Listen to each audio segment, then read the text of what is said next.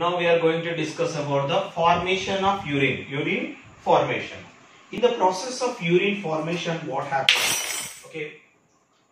Urine formation. 3 steps are involved in urine formation. Okay. First step is called glomerulus filtration. Glomerulus, bunch of blood capillaries. Glomerulus filtration. Second step is renal reabsorption. Renal reabsorption. Again, whatever needed substance absorbed into the body.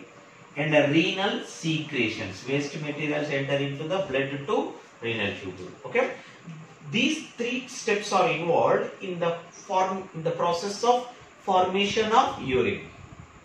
Okay, in the urine formation, the first step we can call glomerulus filtration. Okay, this glomerulus filtration occurs in Bowman's capsule. What happens actually here? Okay, just observe that one here. This is we can call renal artery. That means the main artery brings the blood. The main artery divided into arterioles, small branches. This branch we can call efferent arteriole. Try to remember the name. Efferent arteriole. Efferent arteriole enter into the Bowman's capsule and divided into small blood capillaries and forms bunch of blood capillaries we can call glomerulus. This efferent arteriole enter into the Bowman's capsule. It is divided into small branches, that is we can call glomerulus. Then it is coming outside the glomerulus like efferent arteriole. Try to observe the difference between efferent arteriole, efferent arteriole. Efferent arteriole, the lumen size, blood vessels are large in size. That means the blood capillary size is bigger. Try to understand. When it is entering to the glomerulus, it is divided into smaller and smaller branches, capillaries. It is coming outside the Bowman's capsule with very thin blood capillary. Very thin blood capillary. That is we can call efferent. Try to understand the difference between efferent and efferent arteriole. Efferent arteriole, when it is enter into the, it is large in size. The blood vessel is large in size. It is enter into the Bowman's capsule, it divided into small branches and forms bunch of blood capillaries coming outside the Bowman's capsule like efferent. Efferent is very thin blood vessels. What happens in this glomerulus filtration? When the blood is enter into the through with efferent arteriole, automatically what will be happen here? The blood capillary size is decreased. So that here what will be happen? The pressure is increased. The blood pressure is increased. What will be happen? Whatever large molecule like proteins is there, they are remaining in Bowman's capsule only. And whatever water substance and remaining substance are enter into the PCT. Try to understand. The first is the glomerulus filtration. In glomerulus filtration, what will be happen? Here, this one filters. What it filters means what? Whatever. Okay, just like when we are making tea, preparation of tea, we are using what? Filter. That it filtered the whatever large molecules is remaining at there only, whatever water-like substance is coming down only. Same as it is here only, that process is going on. Okay, ultrafiltration. Here, it will small molecules are enter into the renal tubules. Okay, that means whatever substance, liquid, water-like substance enter after ultrafiltration. That means which are large size of substances remaining at there here at the pressure of blood, and what will be happening here? Pressure is increased here, filtered, the water substances enter into the PCT. That is we can call primary urine. Primary urine. After glomerulus filtration, here forced blood is circulated with force, high pressure, and the water substance and the minerals, water substance are enter into the PCT. That substance we can call primary urine. And primary urine, in that primary urine, some are nutrients also is there. That means all which are large molecule remaining in blood only, remaining water-like substance, whatever waste material, water-like substance, the nutrients are entering to the PCT, proximal convoluted tubule.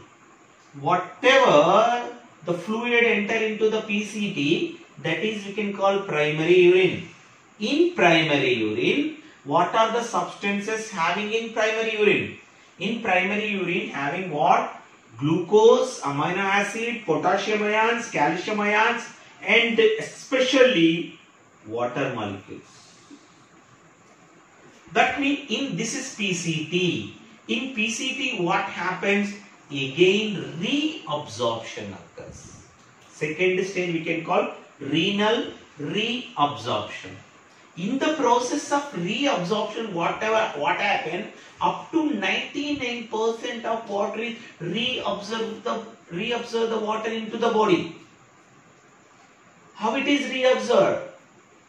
Whatever water substances enter into the blood capillaries, through which blood capillaries again it is enter into the body by osmotic pressure. Here, whatever primary urine is there, the urine enter into the blood capillaries again reabsorbed. Urine, glucose, calcium ions, hydrogen ions, potassium ions, and the water substance again reabsorbs into the body. In PCT, loop of Henle, these both of them useful to reabsorption. PCT and loop of Henle. Loop of Henle. These are useful for reabsorption. What it reabsorbs? Reabsorbs water molecules. Mostly 99% of water molecules are reabsorbed in PCT and loop of Henle. Glucose, amino acids, potassium ions, and calcium again reabsorbed into the body. And what happened here? Again in blood, whatever substances remaining, waste materials like creatinine, potassium ions, hydrogen ions, sodium ions, again it is enter into the renal tubule from peritabular capillaries. The process of osmotic pressure, what will be happen actually? In osmotic pressure, what will be happen? Whatever waste materials are circulates in peritabular capillaries in blood vessels, that from there it is enter into the renal tubule. What waste material? Which waste material? Creatinine, hydrogen ions, potassium ions, creatinine, drugs removed from peritabular capillaries to enter into the renal tubule, DCT. And what happened here? And in DCTs, here ADH hormone. What is ADH? Antidiuretic hormone. Antidiuretic hormone means what? This hormone is releasing more. Especially for it is whatever water content is there, again it will be reabsorbed by ADH. After releasing the ADH, it is sending only concentrated, that means acidic in nature, concentrated urine enter into the collecting tube. Through with collecting tube it is enter into the uterus. Okay, it is enter into the gallbladder. Through with gallbladder it is sending outside the body. That means what happened? This is the formation of urine. Finally, what happened? concentrated urine is formed. What happened first? Glomerulus filtration. Here water and glucose, whatever small substances are entered into the PCT. And PCT, that is primary urine. In primary urine, whatever nutrients is there, again reabsorb into the body. PCT loop of Henle.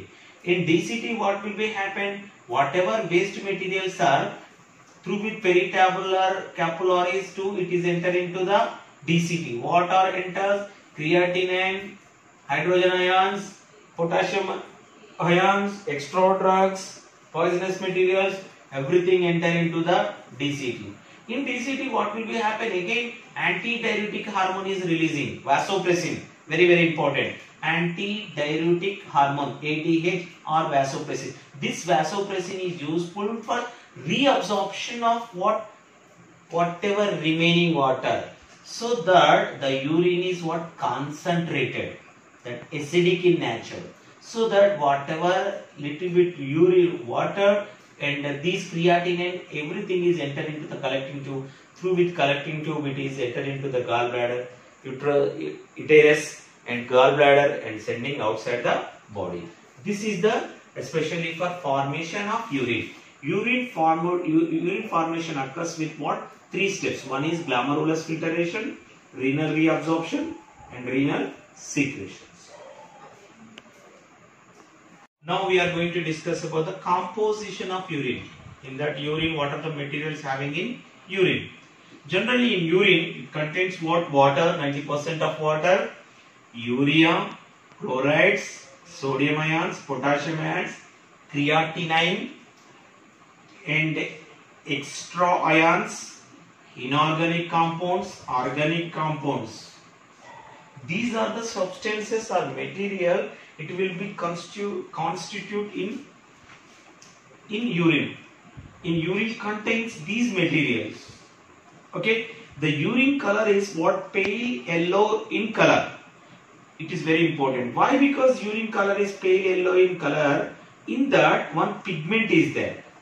Pigment, the cause of color. The pigment name is urochrome. Why urine is pale yellow in color means what? In that the pigment is there. The pigment color is urochrome. Okay, this urochrome, so that urochrome or urobin.